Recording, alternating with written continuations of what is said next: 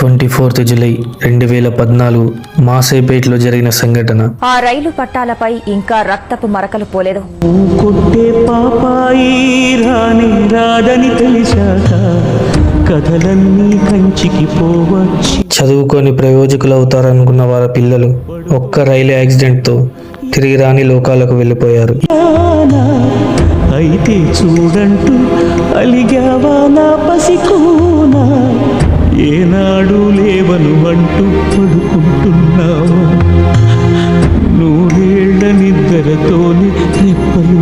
ఏది ఏమైనా మాసేపేట సంఘటన ఒక మర్చిపోలేని పీడకల అని చెప్పొచ్చు. దూరంగా పోకే దొరకనంతగా, తిరిగొచ్చేదారి తెలియనంతగా, భూమాత ఒడి చేరి నా భారం దించావా, చూస్తూనే చేసారి ఎదకోతే పెంచావా, నీ డాడీ రెక్కలు విరిచావా,